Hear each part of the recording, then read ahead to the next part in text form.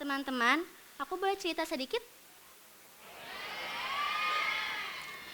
Oke, aku itu bukan anak yang dari dulu itu udah percaya diri. Aku pernah jadi anak yang ngapa-ngapain itu takut banget. Bahkan untuk berdiri di depan kelas aja, aku udah gemeteran.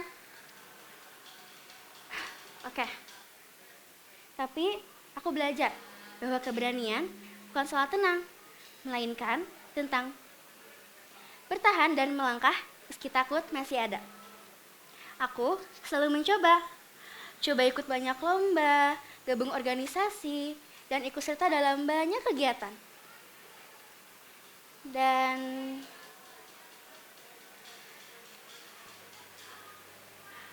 oke.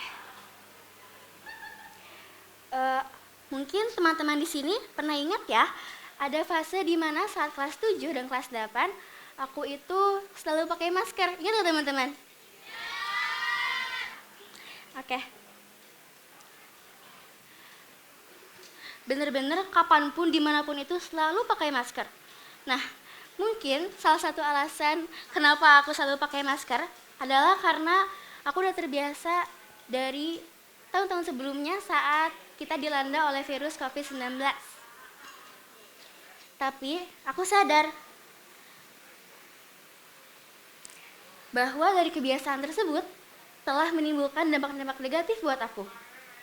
Aku jadi kurang percaya diri dan aku juga jadi kurang bisa mengekspresikan diri aku sendiri.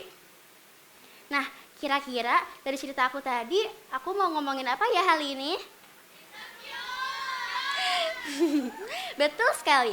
Oke, assalamualaikum warahmatullahi wabarakatuh.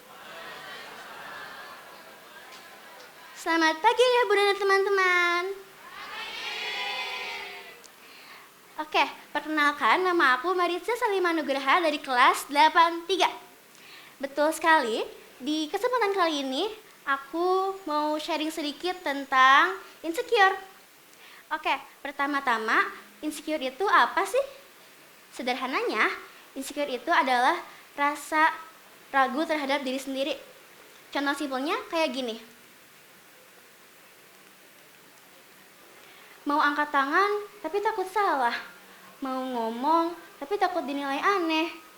Mau mulai sesuatu tapi takut merasa nggak cukup. Dan ya, aku juga pernah ada di fase itu. Tapi ada satu hal yang aku pelajari, yaitu rasa insecure gak perlu dihilangkan, tapi cukup dipahami dan dikendalikan. Oke, sekarang aku mau sharing beberapa tips sederhana untuk meningkatkan rasa self-confidence. Oke, poin pertama yaitu semua orang pernah ragu, tapi mereka tetap melangkah. Mungkin kita pernah ya ngelihat orang itu kelihatannya pede banget. Kayak misalkan kita lagi lihat orang lagi ngomong di depan banyak orang. Terus kita mikir, kok dia bisa ya sepede itu? Kok dia bisa ya seberani itu? Tapi kita nggak tahu. Mungkin sebenarnya dia itu dalam hatinya deg-degan banget. Tapi bedanya dia tetap maju.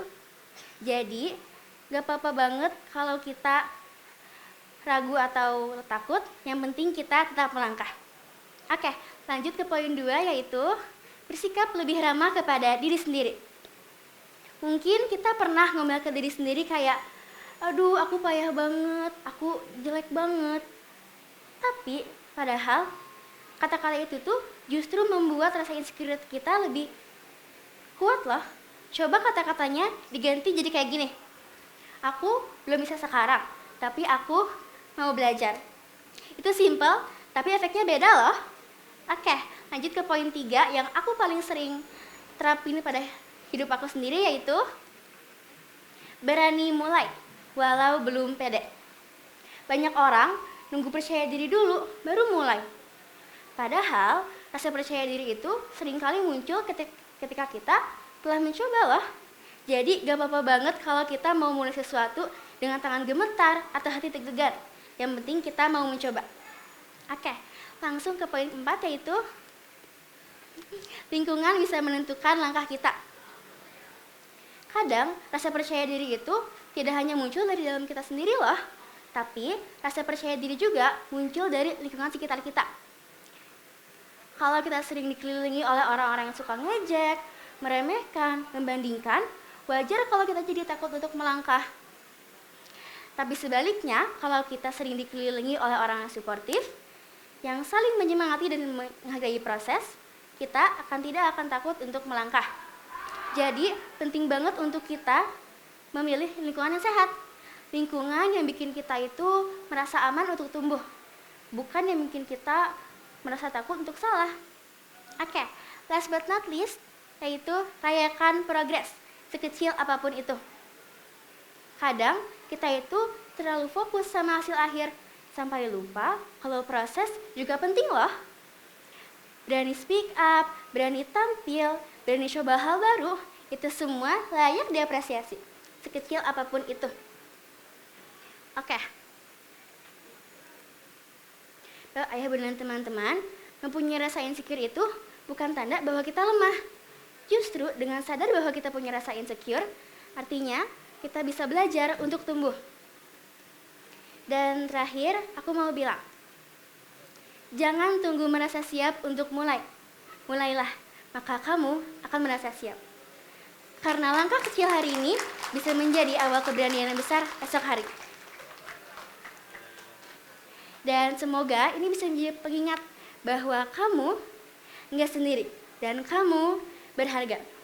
Terima kasih sudah mendengarkan. Wabillahi taufiq wal hidayah. Wassalamualaikum warahmatullahi wabarakatuh.